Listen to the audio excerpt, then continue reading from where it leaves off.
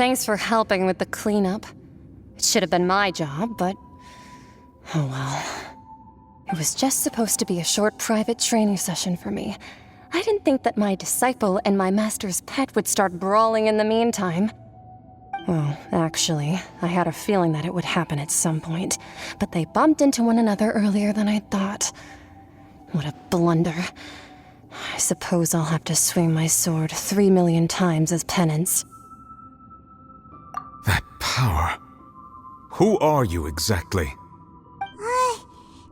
has an idea. From what she said earlier, she must be Child's master. Skirk, right?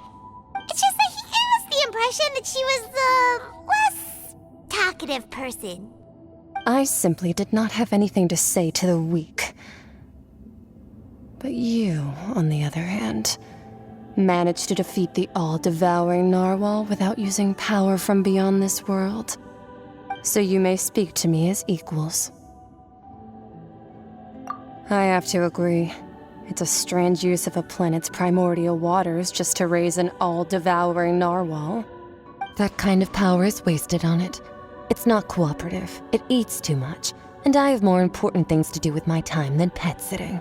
The only thing that creature has going for it is its looks. All in all, it fails as a pet.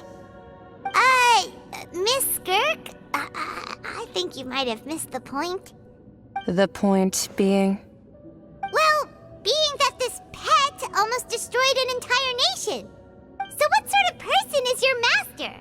Well, Child's master's master. Wait, is that right? Oh, right. So you don't know him. Sorry, I assumed you did. His name is Sertologi. Huh? I am unfamiliar with that name. Huh. So Master isn't sufficiently famous. How should I describe him then? Have you heard of the name The Fowl? The Fowl? Still nothing? Well, how about the Visionary? Vetterfulnir then? Or Gold Rhine-Daughter? Ooh, that one we've heard! Rhine-Daughter's part of the Hexen Circle. She's Albedo's mom, right? But I suppose you understand now, yes? My master is likely a similar sort to Rhine-Daughter. They are both pursuing some form of perfection. Wait! Didn't you also mention a visionary person? Paimon didn't quite catch their name. Actually, never mind that. I believe it expedient to inform you that the all-devouring narwhal used up nearly all its strength fighting you. Such roiling hydro energies will prove difficult for the planet's deep seas to digest. As such, the fontaine back on the surface has most likely been thrown into chaos. In other words, the prophecy that you've been fretting over should now be in full swing. What?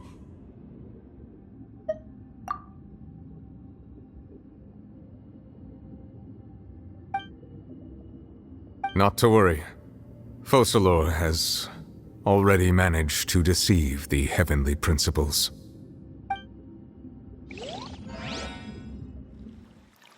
In the end, the people will all be dissolved into the waters, and only Farina will remain, weeping on her throne.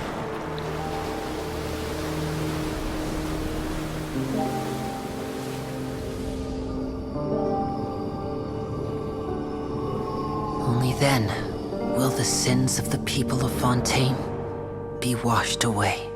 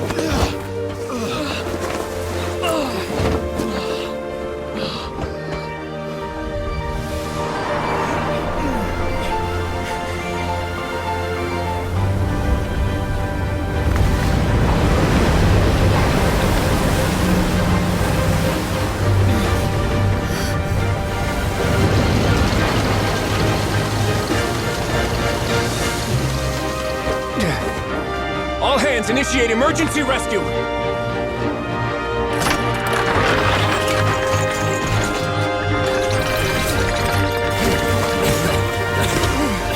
Hurry!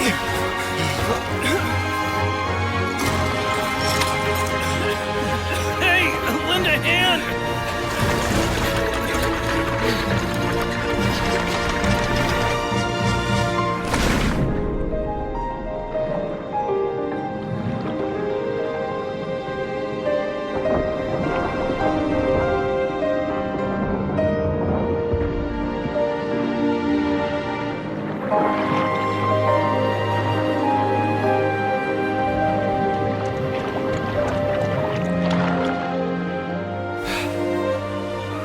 Look!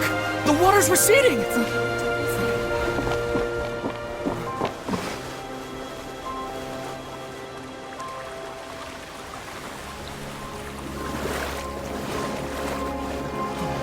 It's a miracle! The water's receding. We didn't dissolve. The prophecy was wrong! The prophecy was wrong! The prophecy was wrong.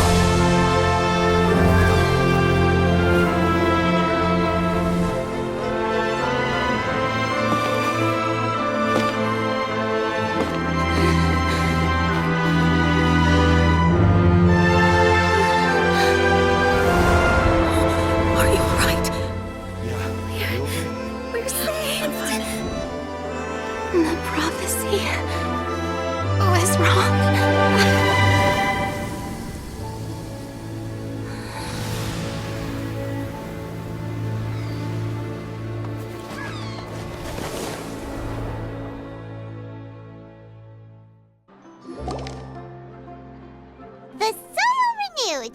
The Spina attacks post-disaster rebuilding.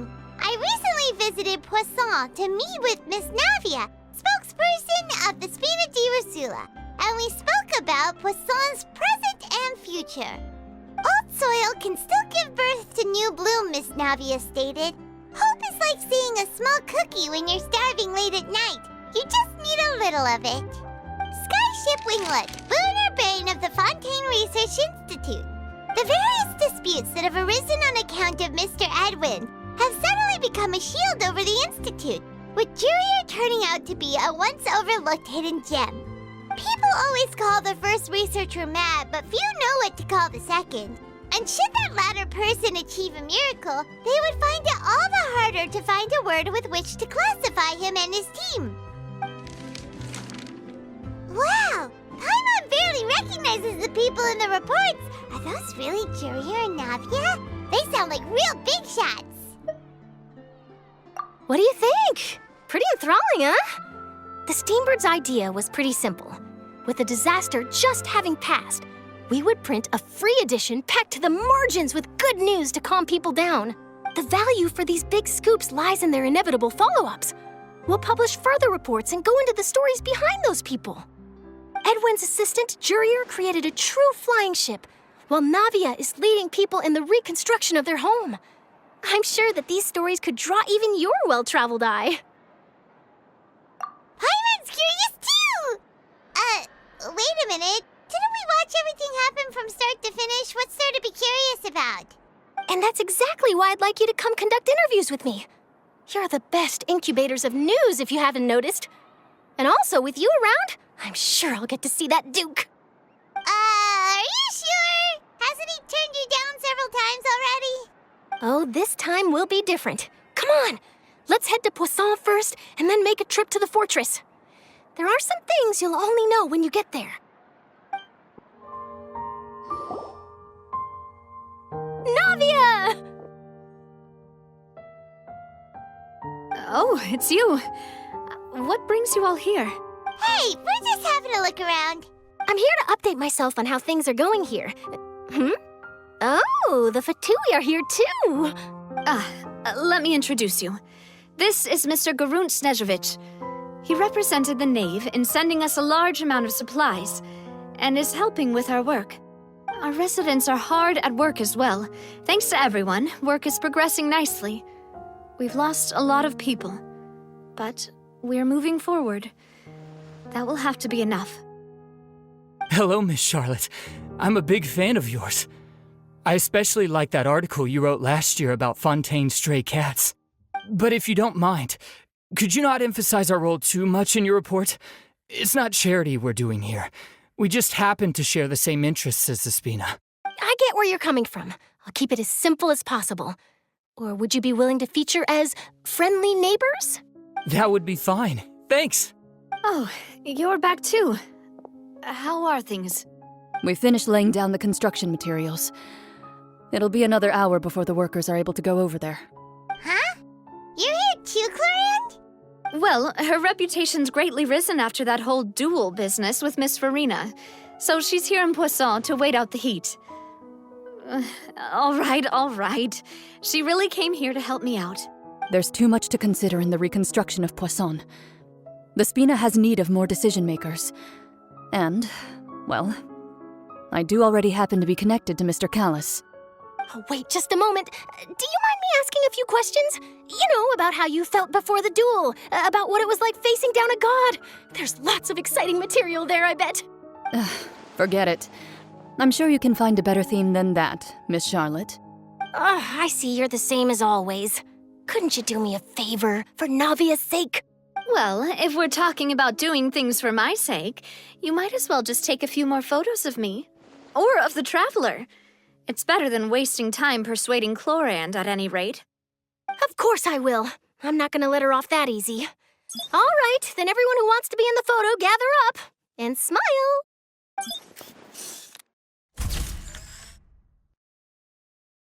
How did it go? Was it a good shot? Did Paimon look cute in it? Not bad. Your addition really helped the composition of the picture.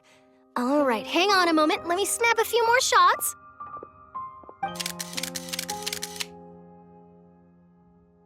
All right, that should do it. I'll be back here later anyway, so let's call it a day. You're very quick. Speed is of the essence when it comes to the news, and freshness is the key. Also, not to brag, but I'm pretty good at building connections. Who knows? I might eventually get that interview with you after all, Miss Clorinde. Wow, you really do have that never say die spirit. I'm impressed. I'll hazard a guess that this is how you got that interview at the Fortress of Meripede. Whoa, you're well informed. Let me make a guess, too. I asked Sijuin, who told Monsieur Nervillette, and he told you, right? That's a very complete information chain. In truth, all Monsieur Neuvillette asked me was, when did the fortress become so friendly towards the media? I told him that it was best not to speak too soon. There's no guarantee that Ridsley will make a personal appearance. You're right. I've got to treasure every moment I have with them. In which case, I'll be making a move first. Stay safe now. And tell me if you hear anything interesting. I'll treat you to afternoon tea in exchange.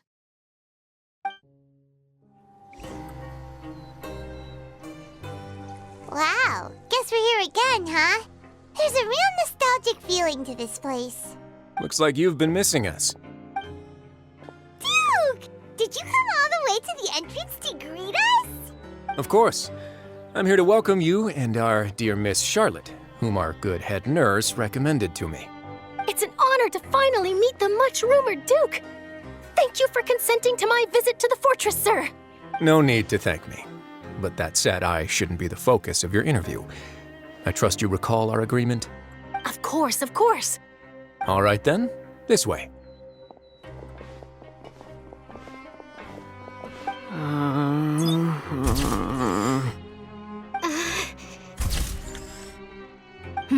Hey, no need to be so nervous.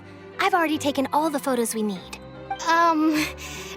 Miss Charlotte, do these pictures really need to be published on the cover of the Steambird? It would seem that Miss Lorvine doesn't want her face to appear beside that of Mr. Jurier, Sir, please don't say things like that. But it looks like dear Mr. Jurier denies it. Might this interview be very important to you then? No, I just... This is my first time being interviewed, and I'm very thankful to the Steambird for... Now, I might not look it, but I actually did meet Mr. Edwin once. And I'll be honest, I enjoyed chatting with you more. You've definitely got more of that genius vibe going on. The boat that brought about a miracle. The ark that saved the people. Why, you recreated a myth back there, like an emissary of legend. Still, if I might ask, where's that flying ship now? Huh! Looks like Charlotte's trying to get herself another exclusive scoop. I have to apologize, but that ship is presently in the bowels of our factory. I'm afraid it won't be easy for you to get a shot of it. Really? Well, then in that case, could I have an interview with you to make up for that loss? You already know my answer, I'm afraid. Best you interview our head nurse instead. Or perhaps you'd like to take another photo of this couple of researchers? Did you really have to use the word couple? Well, then, 2 solo photos will do. Is my hair messed up? Please, someone help me have a look. Things sure are getting pretty lively here. We've seen this kind of thing before. Oh, seems like everyone's here. Would any of you like to try this new drink I came up with? Ah, Sigewinne. Hey, Miss Charlotte. Why don't you, take some pretty photos of our head nurse? Sure. Come on, Miss Sigewinne, over this way. Let's find a brighter spot. Huh? Sure. Do I have to smile?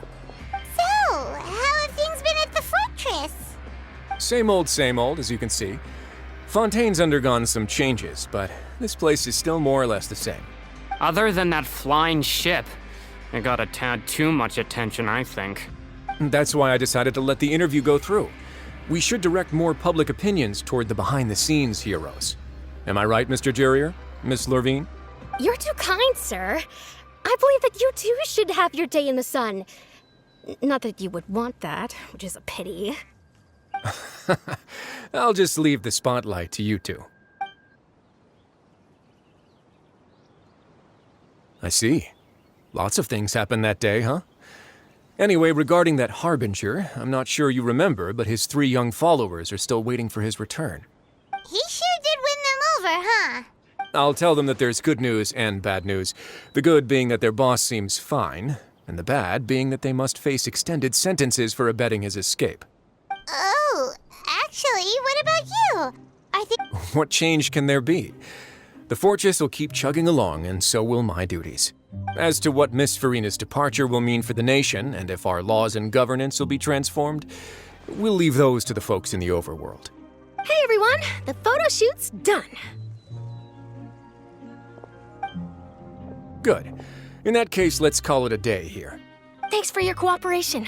Come on, Traveler, let's go. Till next time, everyone. There'll be a next time? Maybe. Who knows? I might write a story about the underwater factory next time.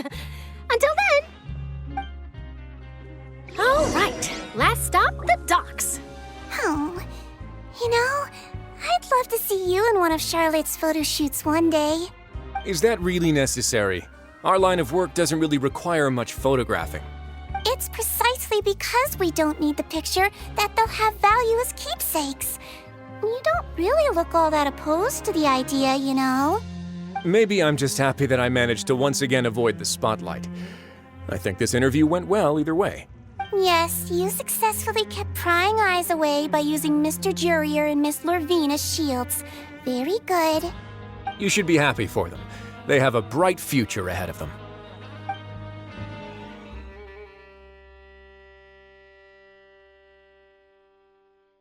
Paimon sees them! They really are here! How did you know? Navia mentioned that she stayed in touch with Linny and the others after working together. Apparently, they've been at the docks distributing these strange pockets the whole time since. Traveler, Paimon. And Miss Charlotte, too. Would you like a magic pocket? What sort of gadget is it? It's a wondrous bag that can be used to carry many things. The water level has returned to normal, but if you see any of your things floating around, you can use this to carry them. Or you could trick a friend into doing it for you. Trick a friend? I wonder which of my friends would fall for that.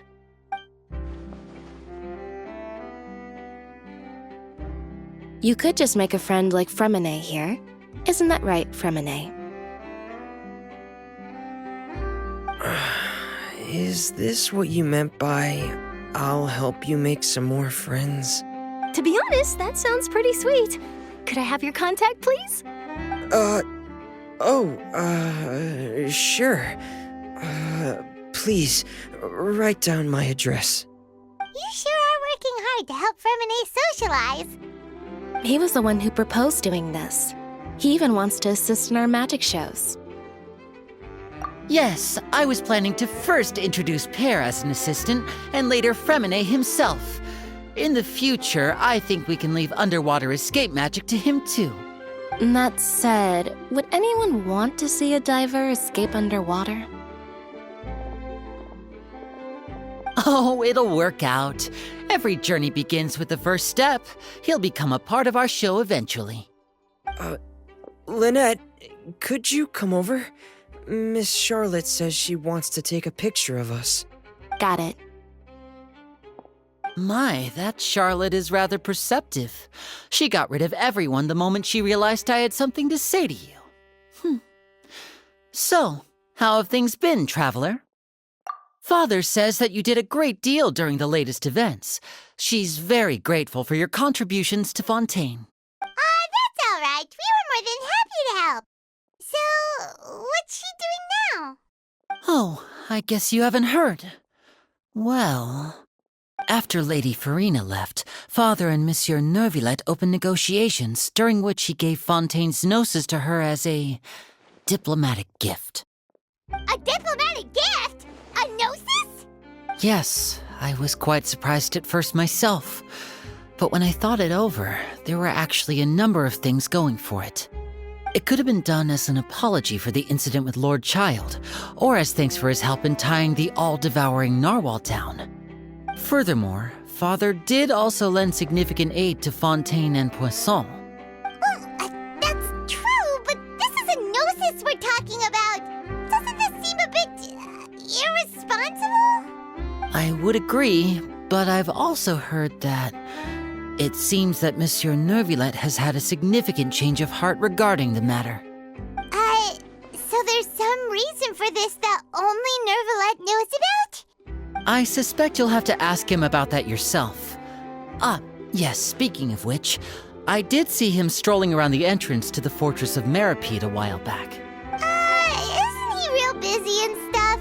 But back to the topic. The gnosis was given to the knave, right? What about Child? They say that he's returned to Snezhnaya to recover from his wounds. I hear that the recent disaster really did a number on his health. That's true. When you think about it, we've had loads of run-ins with the Fatui.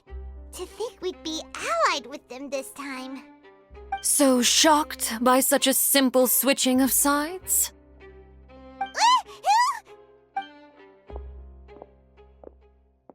Father! Well, what do you know? Come to the docks to see how my children are doing and meet the Traveler by chance. Please do not pay my accomplishments in Fontaine too much mind. I would have done them regardless. Are you going to take the gnosis back to Snezhnaya? That is our duty as harbingers, yes. Don't be too preoccupied with sides. The goal of the Fatui concerns not a single place or person, but the entire world. With such a grand goal in mind, it is inevitable that we must wear many masks.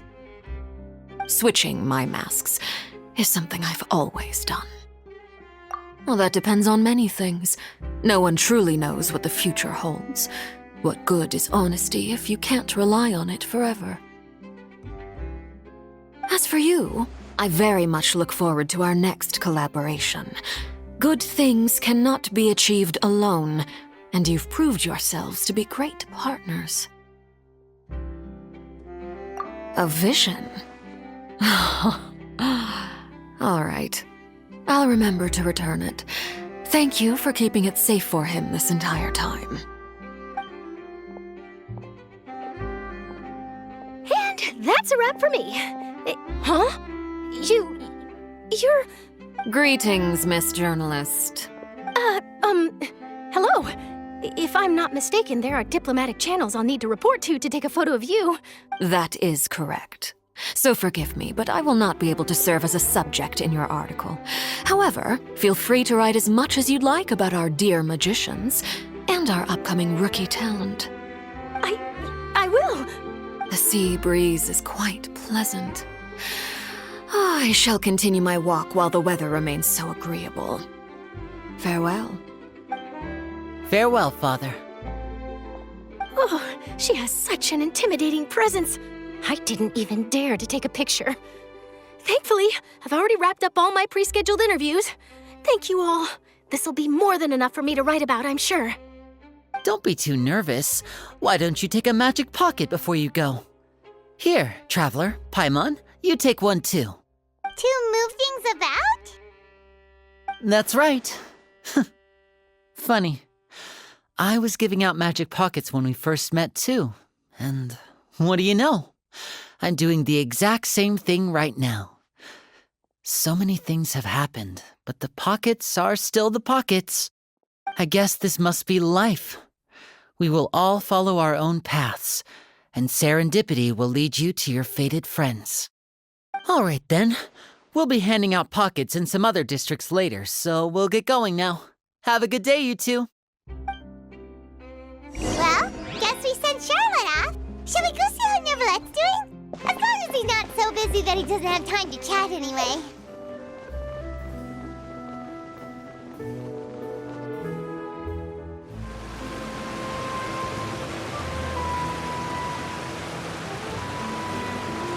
So, you really are here, Neverlette. Paimon didn't think you were going to have free time this hour of the day. Really? Oh, I suppose you must have met Mr. Linney. He took the time to greet me earlier when he passed this way. In any case, you came at a good time. I was just considering reaching out to you to set up a meeting, so I may explain some things that I haven't had the time to before. Aw, Paimon's glad that you remembered. Thank you for keeping us on your mind, what with you being busy and all. Alright, let's have it then. How was Fontaine actually saved? The whole business is still quite the mystery to us. It is strange how words can often leave a bitter taste in the mouth when it finally comes time to say them out loud.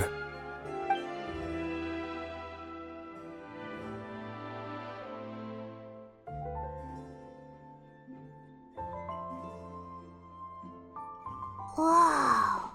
So that's what happened? Focalor destroyed the divine throne of the Hydro Archon and restored your power to you, transforming you into a fully fledged elemental dragon sovereign. But Paimon still doesn't quite get what you did to save the Fontanians from dissolving.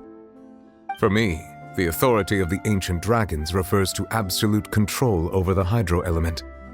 Fontanians were incomplete humans born of Egeria's use of the power of the primordial sea, with constitutions similar to that of mimics.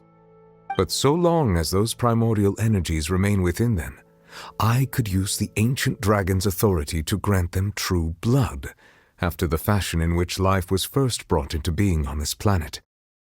In other words, when I gave my verdict, Fontanians became true humans, and thus would naturally no longer be dissolved by water from the primordial sea. Focalor must have counted on you to make that decision as well. Your verdict was the key to making the prophecy appear to have come true while saving everyone. Yeah, and in a manner of speaking, Focalor finally managed to fulfill the original Hydro Archon's wish to turn Oceanids into real people too! It seems from your expressions that you still have more things you wish to ask. Ask away. I will tell you the truth as I know it. I have investigated his case along many avenues, and I have learned that he once fell into an unknown chasm when he was young. There, by chance, he awakened the all-devouring narwhal. But whether it be by sentiment or reason, that should not have been enough to consider him the root cause of the disaster. At most, he would have had tangential liability. As for the judgment passed by the Oratrice during the trial, whether it was due to that liability by association or Focalor deliberately using him to buy time for us on the assumption that he would be able to hold the creature off, I cannot say. Guess Focalor had Fontanians in mind the whole time. In the end, it was thanks to her that they finally became real humans. Hang on a second. Paimon suddenly got another question. Back when Fontanians hadn't yet become real humans, were the children they had also transformed Oceanids? Life has always flowed like water. Do you recall how Fontanians would often come to the Fountain of Lucine to pray for children? Yeah, Lynette said the fountain is where all the waters in Fontaine converge. In truth, even those couples did not know that such prayers were no mere custom, but instead a form of ritual. Those Oceanids who were blessed within the spring water would later descend as new humans in the coming months. Paimon sorta gets it now. Either way, seems like this ritual won't be of any further use, but it'll probably live on as a local custom. Ask away. I will tell you the truth as I know it. Yeah, about that. Risley said Farina has already left. What's that all about? Ah, Lady Farina. The people are only aware that her death sentence has not been carried out. She abdicated the post of Hydro Archon and left affairs related to that title to me, before leaving the Opera House. I related Focalor's words to her faithfully and completely. After hearing them, she seemed neither saddened nor comforted. She simply said that she was tired and needed to rest. Having said that, she then packed her things and moved out of the Opera House, not unlike how an ordinary person might. But she's still got a place to stay, right? You need not worry. I will make arrangements to ensure that she will not want for food, clothing, board, or travel. In truth, I am somewhat happy for her. The wear and tear on her spirit will, of course, take time to heal. But now that she no longer has to play the role of Focalor the Hydro Archon, she can finally lay down her burdens and lead a normal life. What about you then? What are your plans now that you've regained your full powers as the Hydro Dragon? After Focalor passed on, the Oratrice also ceased to function. This matter will directly affect our trials. After much careful consideration, I've decided to take over its role in our courts. From now on, I shall hear cases and pass verdicts by myself. Looks like you're still considering stuff from the perspective of the Udex, huh? As an elemental dragon, there are indeed many things that I must do. But this power and this duty, in a manner of speaking, you could say that both were granted to me. As such, before I attend to my other responsibilities, I must first and foremost continue to serve Fontaine as its highest judge. The duty of the Hydro Sovereign and the duty of the Udex shall coexist within my person. Additionally, the Hydro Archon's departure has brought about another problem, which is that the Opera House shall no longer produce indemnitium. That's true. That power was derived from the people's faith in the Hydro Archon, wasn't it? Wait, but the various mechs and machines in the city are all still okay. Where are they getting their energy from? As I am now, I have full command over New Musia, and it can serve as a complete substitute. Another reason why I cannot quite leave Fontaine immediately. Wow. This ancient dragon's authority stuff is really quite useful, huh? Ask away. I will tell you the truth as I know it. Oh, that's right! They say you've given it to the knave as a diplomatic gift or something! Leaving aside their intentionality, the two Fatui Harbingers have indeed done much for us during this crisis. Their sole remaining goal in Fontaine, at least at this point, would seem to be the Gnosis. The Oratrice has ceased to function. The Hydro Archon's divine throne is now no more, and I do not need the Gnosis's power. As such, it has lost all meaning for Fontaine. If the Fatui have impure designs, then we might as well accede to their request now, and avoid unnecessary conflict. What complicated considerations! Paimon thought you were just giving it to them out of gratitude to the knave and as an apology to Child. Ask away. I will tell you the truth as I know it. You will soon be heading to Natlan, I presume? I'm afraid that I have little talent as a travel guide, so all I can do is tell you what I know about that land. As far as I'm aware, Natlan can be said to be a nation of dragons. A nation of dragons? You mean like you? No, I suspect that I would not find myself welcome there. Unlike ancient dragons such as myself, the dragons of Natlan have undergone long years of development and evolution. Large numbers of them have entered a form of coexistence with humanity. Natlan is also the nation of war. War ravages those lands like an undying flame. There is one other piece of information I got incidentally from my negotiations with the Knave that I believe may be useful to you. The Harbinger known as the Captain has thrown his hat into the endless ring of war. The Captain. Sounds like a real tough customer. Seriously, everywhere you look, there's a Fatui Harbinger doing their thing. I suggest that you fully prepare yourself before going to Natlan. In the meantime, Fontaine's doors will always be open to you. Ask away. I will tell you the truth as I know it. Hang on a sec. Paimon still got a question about the Gnosis. When we spoke to Linny earlier, he mentioned that your attitude towards giving away the Gnosis had clearly changed. We guessed that there might be some reason for it that only you were aware of. No wonder the House of the Hearth is the Fatui's intelligence division. They are certainly sharp. So regarding this specific issue, I was just getting ready to share something with you. What is it? In truth, I exchanged some further words with that lady named Skirk after sending you two back to the surface. It went something like this. Well, we're going to head topside to see what's going on. Whoa! What next? The all-devouring narwhal isn't here, so I'm no longer getting any interference. I can finally catch the scent of your power, what it's made of. It is the authority of the planet's primordial dragons, but with something very similar to a god's curse mixed in. It's quite a novel blend. I'm sure I've encountered something like this before. What was it again? I do not know what you speak of. Of course. How could I forget? You should have the remains of the third Descender on your person, yes? Remains? I've never heard of any such thing. According to your parlance, I believe it may be called a gnosis. Well, that much is true. After Focalor's divinity faded, she handed her gnosis to me. But I fear I have never heard of it described in the manner that you just did. I've been training with my master, the Foul, ever since I was young, and I have never returned to the surface since. So most of the information I possess, I got from him. It is only natural for those who are greater than humanity to possess a different sort of common sense, which is why there are so many problems in our attempts to communicate with humans. Regardless, you should probably get rid of objects of misfortune to prevent any disasters from befalling you. To live in itself is a blessing. But once a person dies, the bonds he once had with this world shall all turn to curses.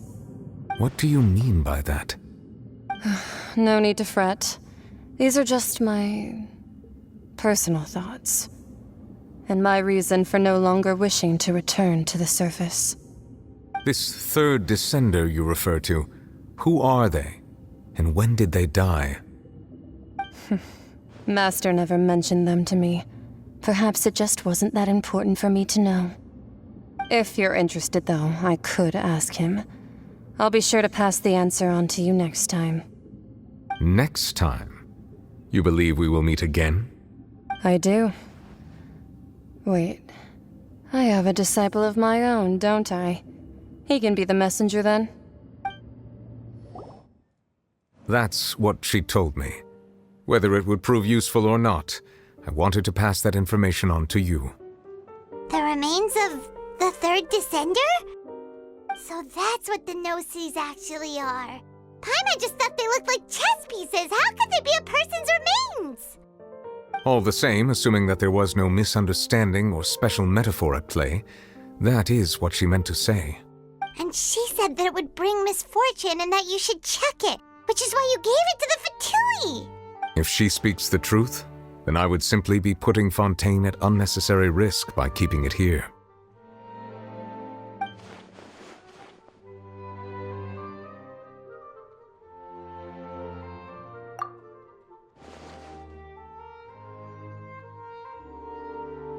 I had guessed that you might already be familiar with this concept, but I did not expect you to be one of them.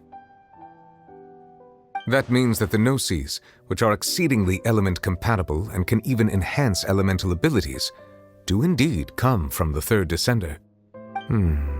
I wonder, does your body also possess similar properties? Like being able to use elemental powers without a vision! That does sort of count as special compatibility, right? No, let's not think about this stuff right now. It just feels creepy. Comparing the Traveler to the dead third descender and all. That's what you say, but this topic still feels like bad luck! Once Child recovers, let's get some more answers out of him. Or go look for his master and get the answers that way! I too believe it unwise to make too many blind guesses when information is lacking. The same is true of being at court. Alright. Whatever the case, it seems like the crisis here in Fontaine's over for now. Yes. All of Focalor's efforts were for this moment as well. But she sacrificed herself in the end as a god, and she suffered through all those years as a human. Was that really what she wanted? I suppose that would be the mystery of a god's will. I suspect not. But once in a while, I too would guess that if wishes were like the clouds in the sky, they will one day return to the earth as raindrops. Life flows like water, and rain is the final answer. The water levels may sometimes tilt one way or another, but the rain falls fairly upon all. And what ultimately is the difference between the rains that fall upon all of us?